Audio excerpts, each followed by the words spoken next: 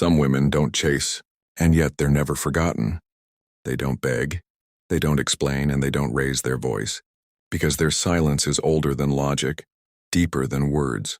He'll remember her not for how loud she was, but for the way she stayed still while he unraveled, for the way her presence whispered truths he had spent a lifetime burying.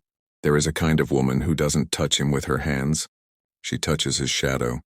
And for that, he both craves her and fears her. The archetype, her and him. He is drawn to her in ways he cannot articulate, not because she flatters him, but because she undoes him. She is not impressed by his image.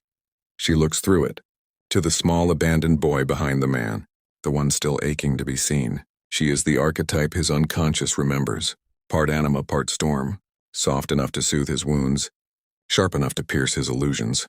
Carl Jung knew this. The anima, the inner feminine within every man, is both muse and mirror.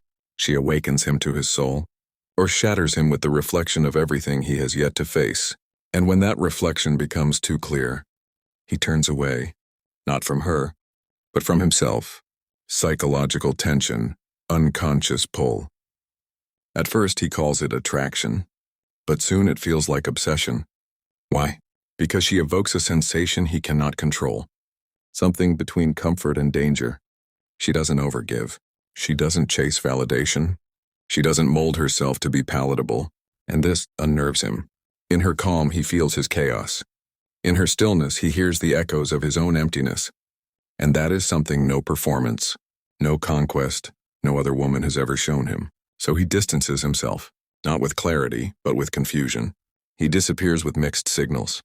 He returns with vague apologies.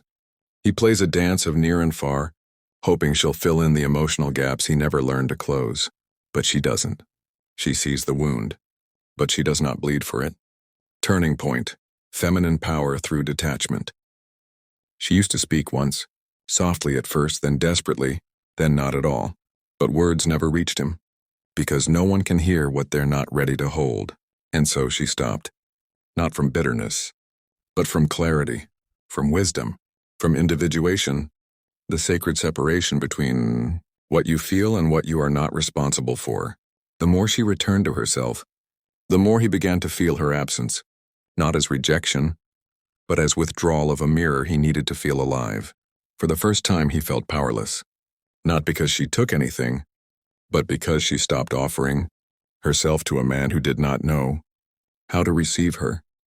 And still he watches her, in silence, as if searching for a door back into a home he once called hers.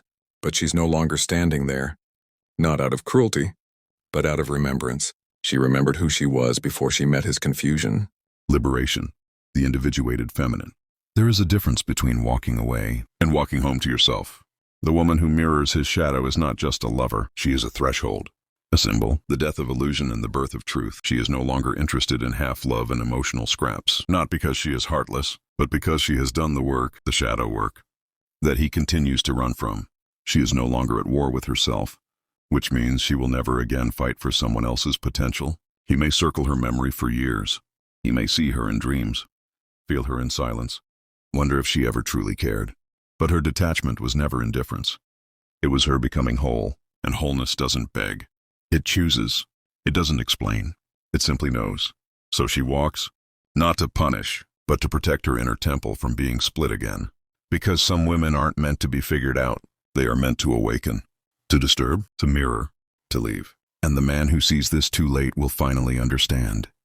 The woman who walks away in silence isn't weak. She simply sees more. Would you like this paired with visual direction and music cue? Suggestions to match the cinematic delivery.